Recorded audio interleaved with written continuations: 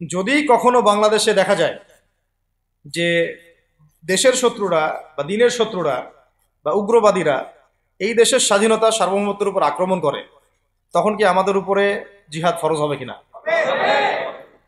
এখন যদি তাই হয়, এখন আপনাদের কি মনে হয় এটার সম্ভাবনা আছে না নাই? এটুকু ইন্টেলেকচুয়াল অবস্থা তো আপনাদের আছে, এটার সম্ভাবনাও হতে পারে, আজ হোক কাল হোক, হতেই পারে। তখন আমার প্রিপারেশনটা কি হবে সেটা আমাকে এখন জানতে হবে। এরা যেমন অখণ্ড ভারত চায়, আমরাও অখণ্ড ভারতই চাই। আমরা চাই অখণ্ড ভারত হবে কালিমা লা ইলাহা ইল্লাল্লাহ মুহাম্মাদুর রাসূলুল্লাহ। আপনারা তো মনে করেন যে ভারত আমাদেরকে ঘিরে রাখছে, তাই না? আসলে ভারতকে আমরা ঘিরে রাখছি। এই দিক থেকে আমরা, এই দিক থেকে চায়না, এখান থেকে নেপাল, এখান থেকে ভুটান, এখান থেকে মায়ানমার, এখান থেকে পাকিস্তান, আর তার চেয়ে বাপ আছে আফগানিস্তান। আছে না আফগানিস্তান? ওদের সাথে কেউ পারছে এই পর্যন্ত? আফগানের ভাইরা নিজেদেরকে গড়ে নিচ্ছে, এখন বোঝাচ্ছে। এখন কথা হচ্ছে, আমরা একটা কাপুরুষতার পরিচয় দিচ্ছি। নেপাল ওকে টাইম দেয় না, ভুটান টাইম দেয় না, মায়ানমার টাইম দেয় না, চায়না তো দেয়ই না, আর আমরা তাকে একেবারে প্রভুর আসনে বসায় রাখছি। আমরা কি দিছি? আমরা ইলিশ দেই, আমরা ট্রানজিট দেই, আমরা রেল দেই, আমরা বন্দর দেই, আমরা আর কি দেই? গ্যাস তো দেই মাশাআল্লাহ, তারপরে পণ্যগুলো তো দিচ্ছি, গার্মেন্টস দিয়ে দিচ্ছি, আমাদের প্রশাসনের মধ্যে লোকজন দিয়ে দিচ্ছি, কর্মী শ্রমিক দিয়ে দিচ্ছি। এই জন্যই তো বলি, কেন সে স্ট্যাটাস দেয় যে এই স্বাধীনতা তার স্বাধীনতা। এটাই তাহলে কারণ। তার মানে তারা আমাদের সার্বভৌমত্বটাকে স্বীকার করে না, তাই না? তারা যদি আমাদের আমাদের স্বাধীনতা সার্বভৌমত্বকে স্বীকার করতোই, তাহলে তো এরকম স্ট্যাটাস দিত না, দিত কি? তো এখন কথা হচ্ছে, আমরা মাথা নত করার জাতি না। আমাদের নবী মুহাম্মদ সাল্লাল্লাহু আলাইহি ওয়াসাল্লাম মাথা উঁচু করে দাওয়াতি কাজ করছেন। মার খেলেও কখনো তিনি মাথা নিচু করেন নাই। সাহাবায়ে কেরাম রাদিয়াল্লাহু আনহুম আজমাইন মাথা উঁচু করে দাওয়াতের কাজ করছেন, কারোর সামনে মাথা নত করেন নাই ইল্লাল্লাহ, আল্লাহ ছাড়া। মার খেয়েছেন, হিজরত করতে হলে হিজরত করেছেন, কখনো মানুষ গালি দিয়েছে, গালি সহ্য করেছেন, কখনো মদিনায় চলে যেতে হয়েছে, দেশ ছাড়তে হয়েছে, দেশ ছাড়ছেন, আবার কখনো ইসলামী রাষ্ট্র কায়েম করতে হয়েছে, রাষ্ট্র কায়েম করছে। জিহাদ করার দরকার, জিহাদও করছে, কেতালের দরকার, কেতালও করছেন। আস্তে আস্তে মক্কা বিজয় করছে, করেন নাই? সিরাত পড়তে হবে, সিরাতের ধারাগুলো আমাদেরকে বুঝতে হবে। এখন আমরা তো তার উত্তরসূরি, আমরা তাদের উত্তরসূরি। প্রথম কথা হচ্ছে, আমরা আমাদের নতজানু মনোভাবটাকে আগে ত্যাগ করতে হবে, এক নাম্বার। আর অতীতের জীবনের যে ভুল ত্রুটিগুলো দ্রুত সংশোধন করতে হবে। এখন আর আমাদের হাতে অনেক লম্বা সময় আছে এমন না বিষয়গুলো। কত কি যে দ্রুত হয়ে যাবে আপনি হয়তো ভাবতে পারেন। বিশ্বটা খুব দ্রুত চেঞ্জ হচ্ছে। এই অল্প সময়ের মধ্যে আফগানের ভাইরা দাঁড়ায় গেছে, অল্প সময়ের মধ্যে সিরিয়া দেখলেন যে পরিবর্তন হয়ে যাচ্ছে। তারপরে আপনি কয়দিন পরে দেখবেন ইনশাআল্লাহ যে এই আপনার প্যালেস্টাইনের অবস্থাও পরিবর্তন হবে ইনশাআল্লাহ। তখন এরা আবার হামাসকে ঠিকই বলবে যোদ্ধা, তখন ঠিকই বলবে যোদ্ধা। এখন বলতেছে বিদ্রোহী, বলতেছে সন্ত্রাসী। হ্যাঁ, তো একটা বিষয় আগে বলে নেই, এটা বোঝার দরকার আছে যে দেখেন, ফিলিস্তিনের যে অবস্থা চলতেছে সেখানে কিন্তু আমাদের তাবলিগের মেহনতটা মূল না, সেখানে আমাদের জিহাদের মেহনতটা মূল, তাই না? বিষয়টা ওখানে তো সবাই, ওখানে বোম পড়তেছে, ওখানে কি সবাই তাবলিগের মেহনত করবে? না, অস্ত্র হাতে নেওয়া ফরজ। এটা বোঝার জন্য আপনার তো মুফতি হওয়ার দরকার নেই। হ্যাঁ, আবার যখন আফগানে আমেরিকা হামলা চালাইছিল, তখন কি শুধু তাবলিগটা ফরজ ছিল, না ওদের হামলা প্রতিরোধ করা ফরজ ছিল? ফরজ ছিল। একই অবস্থা সিরিয়াতে হয়েছে, কিন্তু বাংলাদেশে এখন সেই অবস্থাটা নাই। কিন্তু বাংলাদেশে তাবলিগের মেহনত, আমর বিল মারুফ নাহির মুনকারের মেহনত তো চলবে, মানে তাবলিগের মেহনত, দাওয়াতের মেহনতটা চলবে। যদি যদি কখনো বাংলাদেশে দেখা যায় যে দেশের শত্রুরা বা দিনের শত্রুরা বা উগ্রবাদীরা এই দেশের স্বাধীনতা সার্বভৌমত্বের উপর আক্রমণ করে, তখন কি আমাদের উপরে জিহাদ ফরজ হবে কিনা? এখন যদি তাই হয়, এখন আপনাদের কি মনে হয় এটার সম্ভাবনা আছে না নাই? এটুকু ইন্টেলেকচুয়াল অবস্থা তো আপনাদের আছে, এটার সম্ভাবনাও হতে পারে, আজ হোক কাল হোক, হতেই পারে। তখন আমার প্রিপারেশনটা কি হবে সেটা আমাকে এখন জানতে হবে। আমার প্রিপারেশনটা কি হওয়া উচিত? প্রথম প্রিপারেশন হওয়া উচিত, আগের সমস্ত জিন্দগিতে যা করছি নিজেকে আল্লাহর দিকে ফিরাই নিয়ে আসি। এটা প্রথম কাজ। যে আল্লাহর দিকে ফিরে আসে নাই, তার সাথে না জিহাদের সম্পর্ক আছে না কিতালের কোনো সম্পর্ক আছে, সে তো আল্লাহর পথেই নাই। তো প্রিয় যুবক ভাইরা, আগে প্রথম কথা হচ্ছে আগে আপনি আল্লাহর দিকে ফিরে আসেন, এক নম্বর। দ্বিতীয় কথা হচ্ছে এরপরে আমাদের প্রয়োজন শারীরিক প্রস্তুতি। শারীরিক প্রস্তুতি যেমনটা বললাম যে কোনো অবস্থাতেই আলেম ওলামাদেরকে, দায়ীদেরকে, মুফতিদেরকে, মুহাদ্দিসদেরকে, মাদ্রাসার শিক্ষকদেরকে, খতিবদেরকে ভিতরে ঢুকতে দেওয়া যাবে না। কারণ আপনাদেরকে যদি ভিতরে নিয়ে যাওয়ার স্কোপ পায় তারা নতুন করে আবারও কেউ, তাহলে আর সুস্থ রাখবে না, ফিজিক্যালি আপনি ঠিক থাকতে পারবেন না। অতএব একটা সামাজিক প্রতিরোধ গড়ে তুলতে হবে সবসময়। মানে একটা এলাকার মধ্যে একজন আলেম আছেন, সেই আলেমকে এলাকা থেকে নিতে পারবে না, তাকে নেওয়ার আগে 100 জনের উপর গুলি চালাইতে হবে, এমন একটা মুভমেন্ট থাকতে হবে। প্রতিবাদ না করলে আপনি বান্দরবনে যান, বান্দরবনের পাহাড়ি এলাকায় গিয়ে কোন একটা পাহাড়ি লোককে উঠাই নিয়ে আসেন, দেখি কত বড় সাহস আছে। আর্মি পর্যন্ত পারে না। কে পারে না? সেনাবাহিনী পারে না। পারে? পাহাড়িরা ওইখানে ঐক্যবদ্ধ হয়ে যায়, ওদের মহিলারা ঝাড়ু নিয়ে সামনে চলে আসে। এই আমাদের বান্দরবনের কথা বলতেছে। ওখানে যে কুকি চিং একটা ফ্রন্ট গঠন করছে সশস্ত্র বিদ্রোহীরা, ওই অংশটুকুকে নিয়ে একটা মাস্টার প্ল্যান আছে ওদের। ওই অংশটুকুতে তারা একটা খ্রিস্টান রাজ্য বা আলাদা একটা পাহাড়িদেরকে নিয়ে একটা রাষ্ট্র প্রতিষ্ঠা করতে চায়। এটা ওদের স্বপ্ন আর কি। এই উদ্দেশ্যে তারা হাঁটতেছে এবং তারা অস্ট্রেল ভাষায় কথা বলে।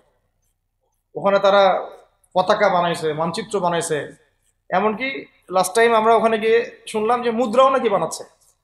মুদ্রা মুদ্রা বুঝতেছেন বিষয়টা কত ডিপ। আমাদের রাষ্ট্রে যে কত সমস্যা, আর জানি না যারা দায়িত্বে আছে তারা কি করতেছে, আসলে কোন দিকটা সামাল দিচ্ছে। অর্থনৈতিক দিকটা দেখবে না এই পাহাড়ি এলাকার সমস্যাগুলো মেটাবে, নাকি আমাদের মুসলিম উম্মার অভ্যন্তরীণ সমস্যাটা মেটাবে, না শহীদ ভাইদের খবর নিবে, না পঙ্গু ভাইরা যারা পড়ে আছে হাসপাতালে তাদের খবর নিবে? সিনেমা দেখতে বসে গেছে। কোন আক্কেলে সিনেমা দেখেন আপনি? আপনার সিনেমা দেখার সময় কোথায়? সিনেমা দেখার সময় কোথায়? এই যে যতগুলো ভাই শহীদ হয়েছে তাদের পরিবারের খোঁজখবর নেওয়া লাগবে না? এবং যতগুলো ভাই এখন হাসপাতালে কাতরাচ্ছে তাদের সঙ্গে হাজার হাজার হাজার হাজার ছাত্র ভাই, তাদের চিকিৎসা করানো লাগবে না? যত মানুষকে গুম করা হয়েছে ওদেরকে মুক্ত করা লাগবে না? তারাও তো জানে এটা অন্যায়, এবং যারা করে তারাও বলে এটা অন্যায়, জানেন?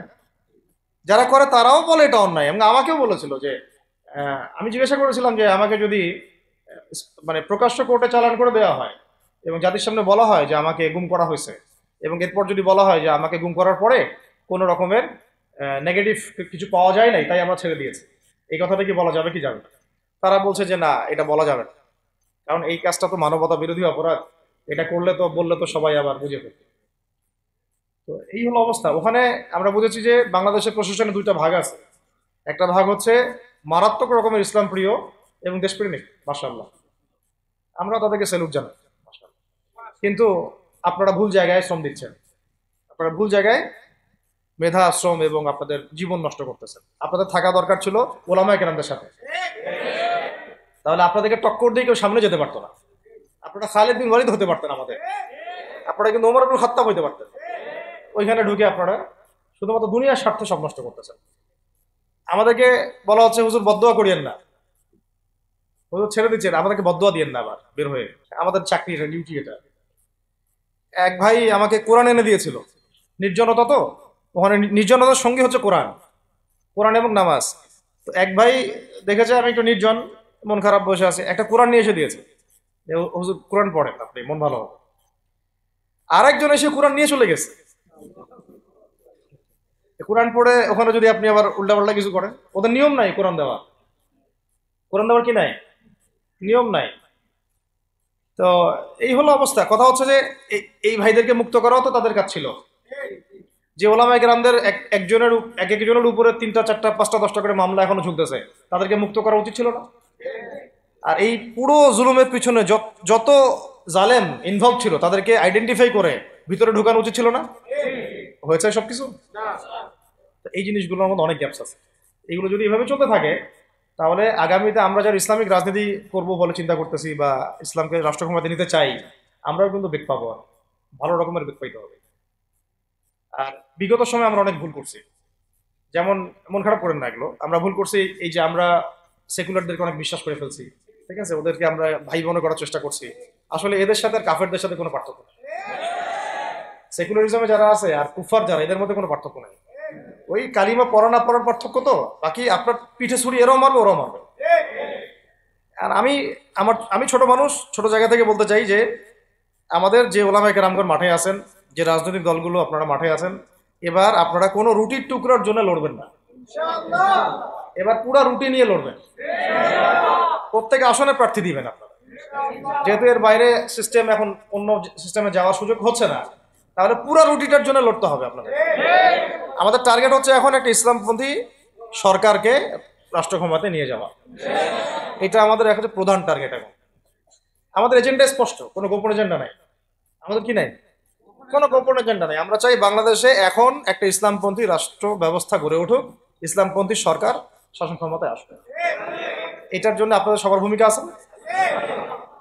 কেউ কথা দিয়ে ভূমিকা রাখবেন, কেউ লিখবেন, কেউ বলবেন, কেউ যেভাবে হোক আপনাকে ভূমিকা তো রাখতেই হবে। কারো বসে থাকার সুযোগ নেই। এখন এই রাষ্ট্রটাকে ইসলামিক রাষ্ট্র হিসেবে গড়ার দায়িত্ব এখন সবার কাঁধে আসছে। আমরা আমাদের জায়গা থেকে বলতেছি, বাকি কাজ কিন্তু আপনাদেরকে করতে হবে। আল্লাহ পাক করার তৌফিক দান করে। আর ইসলামপন্থী ভাইদের আপোষের যে দূরত্ব, এটা কমায় ফেলতে হবে। এই দূরত্ব রাখা যাবে না।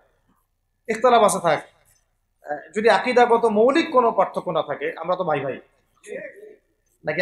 আমাদের চেয়ে কি মানে সেকুলার আমাদের বেশি বড় ভাই? আমাদের চেয়ে কি যে নাস্তিক মুরতাদের আমাদের বড় ভাই? কমিউনিজমে যারা আছে ওরা আমাদের বড় ভাই? তাই গণতন্ত্রপন্থী যারা একবারে কট্টর, ওরা আমাদের দিনী ভাই নাকি? আমাদের তো ভাই, সোজা কথা হচ্ছে ইন্নামাল মুমিনুনা ইখওয়া, ইন্নামাল মুমিনুনা, মুমিন যারা মুমিন, মুমিন ভাই। মুমিনে মুমিনে কি ভাই, খালাস। আল মুসলিম ওয়া আখুল মুসলিম, মুসলিমের ভাই কি মুসলিম, খালাস, এইটুক। মুসলিম আমার ভাই, মুসলিম আমার ভাই। এখন যারা এদেশের রাষ্ট্র ক্ষমতায় ইসলামকে চায় না, তারা আমাদের ভাই না। সে যে কোনো নামে আসুক, এক্স ওয়াই জেড, দেখার দরকার নেই। এক্স নামে আসুক, ওয়াই নামে আসুক, জেড নামে আসুক, যারা রাষ্ট্র ব্যবস্থা ইসলামকে চায় না, তারা আমার ভাই। খালাস, সোজা কথা। এখন রাষ্ট্র ব্যবস্থা ইসলাম চায় যে ভাইরা আমাদের, ওই ভাইদেরকে একসাথে থাকতে হবে। আল্লাহর কসম করে বলতেছি, ইনশাআল্লাহ যদি এই ভাইরা আমরা একসাথে থাকতে পারি, এর সাথে আমরা দায়ীরা, তালেবে ইলমরা এবং আপনারা তো যুব সমাজ আছেন, আমাদেরকে টক্কর দিয়ে বাংলাদেশের রাষ্ট্র ক্ষমতায় কেউ যাইতে পারবে না ইনশাআল্লাহ। সবাইকে ভূমিকা রাখতে হবে। এখন অন্যান্য আলোচনা আছে, এই আলোচনাটাই বেশি দরকার। অন্য আলোচনা অনেক শুনছেন জীবনে, এখন বাংলাদেশের দরকার একটা ইসলামপন্থী রাষ্ট্র ব্যবস্থা। এর বাইরে কোনো আলাপ নাই। এখন এটা প্রতিষ্ঠা করার জন্য কি করতে হবে সেটা ফিকির করা। তো কি করতে হবে বলেন? প্রথম কথা হচ্ছে আমাদেরকে আগে বৈশ্বিক জালেমদেরকে চিহ্নিত করতে হবে। পুরো বিশ্বে কারা জালেম, এটা কি চিন্তা করা বাকি আছে? পুরো বিশ্বের সবচেয়ে বড় জালেম যে পশ্চিমারা, সবচেয়ে বড় জালেম ইসরায়েল, সবচেয়ে বড় জালেম আমেরিকা, এটা চিন্তা কি আপনার বাকি আছে? এই কথা বলতে যে ভয় পায়, তার তো নবীর ওয়ারিস হওয়ার দাবি করার উচিত না। খোলামেলা, এটা সবাই জানে। সারা বিশ্বের জুলুমের কারখানা হচ্ছে ইসরায়েল। মানুষ ত্রাণ নিতে গেলে পর্যন্ত সেখানেও বোম্বের মানুষ হত্যা করছে। আমরা এটা দেখার মতো আর সাহসী নাই। অনলাইনে গেলাম দেখতে গেলে যে বাচ্চাদের অবস্থাগুলো আমাদের চোখের সামনে আসে, আমি স্কিপ করে চলে যাই। হয়তো কতটুকু দোয়া করতে পারি আল্লাহ ভালো। দোয়া করে কি করব? আমার দোয়ার তো তার দরকার নাই। আমার দোয়ার তার কি দরকার আছে? আমাদের মতো পাপী মানুষের দোয়া দিয়ে তার কি হবে? এখানে তো স্পষ্ট যে পুরো বিশ্বের জুলুম জালেমের শক্তির কেন্দ্রস্থল কোনটা, সেখান থেকে সব মাস্টার প্ল্যান হচ্ছে। আর যদি ওই ইসরায়েল, ওই আমেরিকার কোন সেবা দাসকে আমরা ক্ষমতায় নিয়ে আসি, আমাদের ভুল হবে না? ছাত্র ভাইরা এই ভুলটা করছে, ছাত্র ভাইরা ভুলটা করছে। কারণ আপনাদের দিনের জ্ঞানের বুঝের কারণে করছে, বুঝের অভাবের কারণে করছে। ঠিক আছে, ঠিক আছে, এখন যে মানে সম্ভাবনা শেষ হয়ে গেছে এমনও না। এখন সবাই প্রতিবাদের ভাষায় কথা বলতে পারে। একটা রেভলিউশন ঘটানোর মতো সিচুয়েশন বাংলাদেশে আছে। অন্তত পক্ষে আমাদের ভাইদের মধ্যে আমরা দেখেছি, ছাত্র ভাইদের মধ্যে সাহস তো মাশাআল্লাহ অবশ্যই আছে, ডেডিকেশন আছে, জীবন দেওয়ার মানসিকতা আছে। তাদেরকে খালি নার্সিং করতে হবে, জীবনটা যেন ভুল পথে না যায়। এখন আবু সাইদের রক্তের উপর দাঁড়ায় যদি কোনো সেকুলার ক্ষমতায় আসে, তাহলে এটা আবু সাইদের রক্তের সাথে গাদ্দারি হচ্ছে।